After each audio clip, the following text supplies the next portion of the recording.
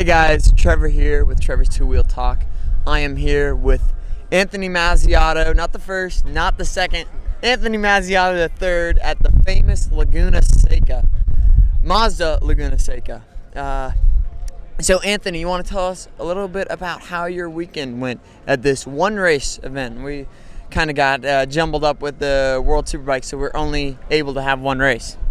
Yeah, it went great. Going into first practice, I've been here before, so I really got to throw down some good laps and ended up P1 after practice one. And going into qualifying one, I knew them guys were going to pick up the track pretty quick, so I think I was P3 at the end of qualifying one and also P3 at the end of qualifying two because I didn't get the perfect ideal lap I needed. But going into the race, I felt strong being on the inside there to get a good start. And I was second coming out of turn one when that whole incident went down that you guys might have seen if you guys watched the race when Jody had launched himself coming out of turn two. But after that, race got red flagged and race got restarted, got another decent start, and was able to stay with the lead pack for a while.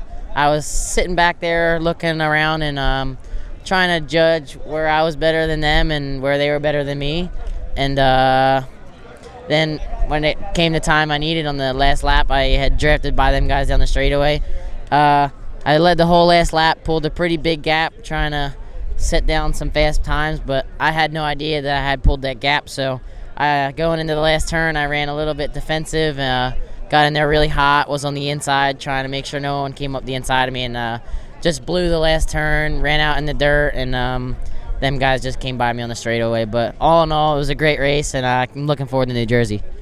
Yes, it was a great race. Unfortunately, I had to watch from the sidelines. Had a little incident on the warm-up lap, but nevertheless, yeah, that was a nasty crash though at the first start of the race. I think they said like 6 or 7 riders involved, and I believe most of them are okay. Mainly just banged up and stuff. But as you might be able to see, it is very windy here at Laguna Seca. So, Anthony, what happens or what can affect a race when it's windy like that? Does that come into play at all? It all depends on which way the wind's blowing, whether it's a headwind or a tailwind. Right now, it looks like a headwind, and that kind of affects the motorcycles because when the headwind's blowing towards you, you're kind of not getting the drive and the top speed that you would get when you had a tailwind and the wind's pushing with you. Yeah, I had a few occasions this weekend where I was on the rumble strips and I was about to turn in, and then there'd be a big gust of wind that came and it would just stand me up. I was like, whoa, I just blew that turn, but I didn't think I was braking too late, and I was like, wait a minute, I think that was the wind that did that. So it can get pretty wicked here next to the Pacific Ocean. So at Utah Motorsports Campus, you finished second and a third. Sure, you would have liked to win some races there and get some points to catch up to Brandon Posh, but still not bad, selling with 2 podiums. But what happened during the short little break between these 2 West Coast races? I went home and trained a little bit and then came out a week later, and I stayed out here and I was being the natural tourist, just checking out San Francisco, going over the bridge and seeing Alcatraz a little bit. And then, we drove. It was only about 2 hours from San Francisco to here, so it was a short drive to get here on the Wednesday night. You can...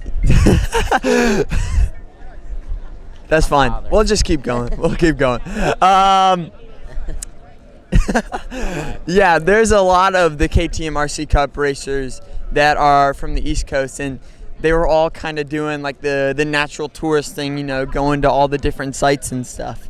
So I had to say I did the same thing. I checked out Yosemite, we went to Lake Tahoe, all that great stuff. And also another unique thing that happened this race weekend, Dunlop. You want to, or you know what? I'll actually let you explain what Dunlop has did this weekend in particular. Kind of switching, throwing a little curveball in there for us. Yeah, Dunlop came out with a new tire. We were able to test them after New Jersey that weekend there and give them some feedback on what the tire needed and what the tire didn't. And so they came out with it here at Laguna, and I had very little time on it. I only did one session on it, but it was a lot different than the tire we've been riding on.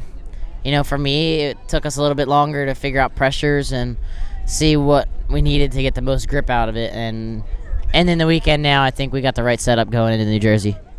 Yes, Dunlop is always trying to, just innovate and get better and better.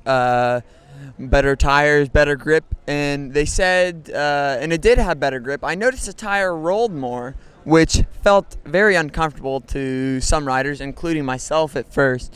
But, once you kind of get the, air pressure and all that stuff figured out, it ended up being a great tire. So kudos to Dunlop on that one. Well, all right, Anthony, we have a 2-month break.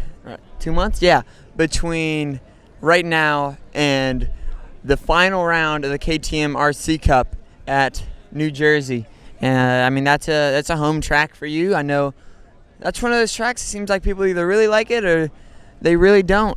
So what are your thoughts going into this round? Obviously, it's got to be a lot of pressure. I know you want to claim that championship title, steal the lead back from Brandon Posh. So what's your strategy going in?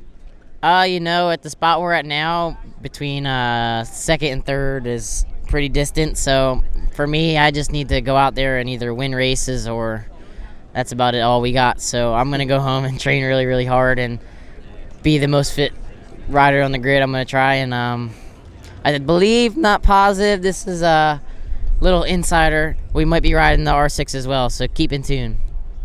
All right, you heard it himself from Anthony Mazziotto III, and he said, and Brandon Posh, if you're watching this, he says, watch out. All right, thank you guys. This episode of Trevor's Two Wheel Talk has been brought to you by Pure Attitude Wraps and Apparel. Thank you.